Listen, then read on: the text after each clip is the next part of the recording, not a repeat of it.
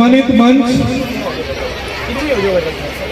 सामने बैठी मातृशक्ति और ये मेले से माहौल के अंदर स्वयं को यहाँ उपस्थित करके गौरवान्वित करने वाले सभी धर्म प्रेमियों को बहुत बहुत मंगल कामना।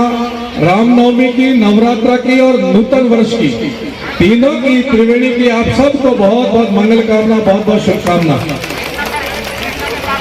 जैसे ही हम प्रवेश किया तो पताका देख के ऐसे लग रहा है ये पीली बंगा नहीं, ये केसरी बंगा है। चारों तरफ केसरिया ही केसरिया है। कहीं ओम की पताका, कहीं भगवान राम की पताका और बीच में कहीं कहीं बजरंग बली की पताका। तो महाभारत में भगवान कृष्ण ने जिसको सारथी बनकर के रथ को चलाया था और उस रथ पर जो लगी हुई थी विजयी भाव की पताका बजरंग बली की, ऐसा लगता है आपने वो पताका उठा ली है तो निश्चय ही अखंड भारत और विजयी भारत होगा। और सीमांत क्षेत्र से उठाई है आपने। हम बिल्कुल सीमांत क्षेत्र में बैठे हैं।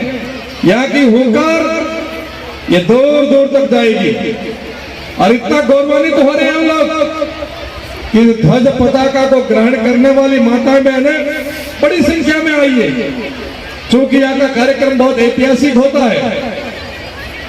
2 वर्ष बीच में थोड़ा व्यवधान आया कोरोना के काल में, फिर भी अधिक संख्या में आकर के हम यहाँ उपस्थिति रह करके भगवान राम के प्रति अपने भाव को प्रकट और अपने धर्म और राष्ट्र के प्रति अपने भावों की पुष्पांजलि देते हैं। ऐसा लगता है कि तुझ में राम, मुझ में राम, रोम रोम में राम, घर में राम, पड़ोस में राम, प्रदेश में राम और देश में राम और विश्व पूरे में राम राज्य करने का संकल्प आप सबने ले लिया है। और मैं भगवान से प्रार्थना करूंगा कि ये आपका संकल्प निश्चय ही सात्विक भाव के साथ में पूर्ण होगा। ये अखंड भारत बनेगा और पूर्ण विश्व के अंदर ये पताका जाएगी। जो पताका आपके हाथ में है वो केवल पीली बंगा तक नहीं रहेगी, ये पूरे विश्व के अंदर जाकर के एक संदेश लेकर के पुनः उठा करके विश्व गुरु के आसन पर स्थापित करने में ये युग आ चुका है। इस समय का जो युग चल रहा है ये हम सब लोग भाग्यशाली हैं। एक कल्पना कीजिए हमारे से पूर्व 300, 400, 500 वर्ष पूर्व जो हमारे पुरखे थे, उन पुरखों ने कितना कष्ट उठाया, कितने दर्द और पीड़ा झेली, फिर भी वो अडिग रहे, डिगे नहीं। कैसी भी उनके सामने परिस्थिति आई तो उन्होंने कहा जो राखे दृढ़ धर्म ताको राखे किरतार। हम धर्म के साथ खड़े रहेंगे, हमारी रक्षा हमारा भगवान राम करेगा। इसलिए ये सनातन परंपरा की ध्वजा जिनके हाथों में आज है, उनके पुरखों के हाथ में भी ध्वजा थी। आज जिनके हाथों में ये भाला है, जिनके हाथ में तलवार है, उनके हाथों, पुरखों के हाथों में भी तलवार और भाला थी। जब जरूरत पड़ी भाला और तलवार की तो युद्ध में जाकर के लड़े हैं, और जब ध्वजा को लेकर के खड़े होने का प्रसंग आया तब ध्वजा लेकर के खड़े होकर के चारों तरफ जय जयकार करी थी। आज उसी का निर्वहन करने के लिए आप सब लोग उपस्थित हुए हो। ये प्रशंसा के पल ये अभी राम मंदिर, भगवान का राम मंदिर बन रहा है, उसके लिए कितने कितने लोगों ने अपनी आहुतियां दी, परंतु वो सपना था उन सबका कि भगवान राम का मंदिर भव्य राम बने, परंतु वो सपना साकार हुआ है और हम साक्षी बनेंगे, हम अपनी आंखों से जाकर के दर्शन करेंगे। इसलिए ये जो समय है ये स्वर्णिम अवसर है। एक बहुत अच्छा दौर चल रहा है देश के लिए, समाज और धर्म के लिए।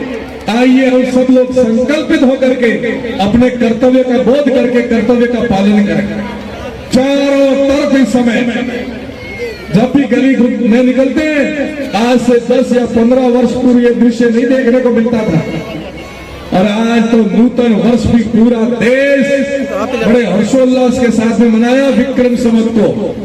अभी अभी आप चैत्र प्रतिपदा के दिन में और जिसके उपलक्ष्य में आज हम सब लोग उपस्थित हुए, ये जो वातावरण बनता जा रहा है दिनों दिन प्रतिदिन, इनके पीछे बहुत बड़ा चिंतन है।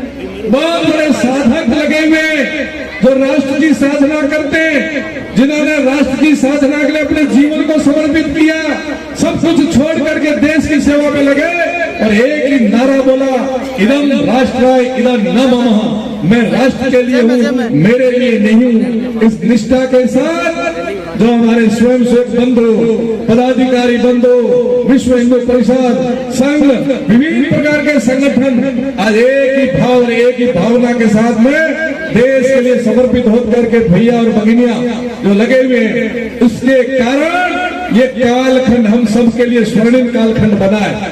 और आने वाले समय में ये आप देख रहे हो, ये भारत का मान और सम्मान पूरे विश्व में स्थापित होता जा रहा है। पूरा विश्व भारत का पुनः उठता हुआ और अग्रसर होता हुआ देख रहा है और पूरा विश्व प्रतीक्षा करता है, भारत आगे चलो, हम आपके पीछे चलेंगे।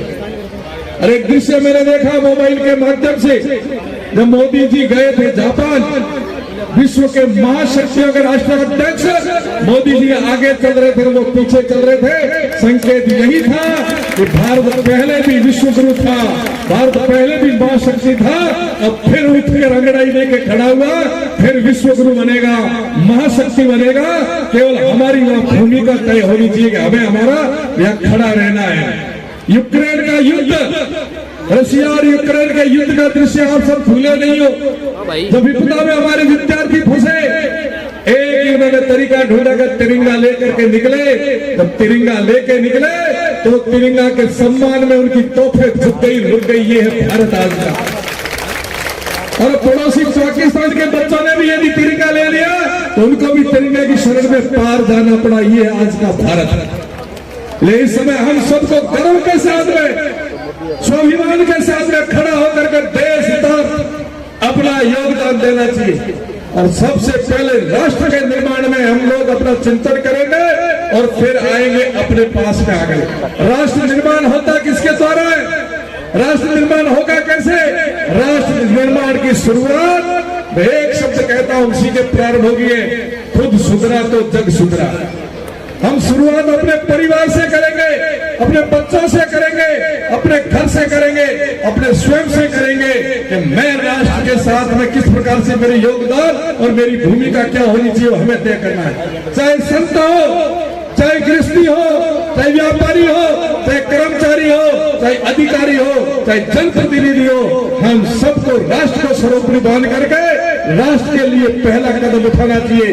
राष्ट्र के साथ खड़ा रहना है तो पहले स्वतः ही समर्पण भाव होना चाहिए कि मैं चिंतन, मेरे रग रग के अंदर, मेरे रोम रोम के अंदर राष्ट्र भावना और राम भावना होनी चाहिए। राम राज्य स्थापित करने का संकल्प है।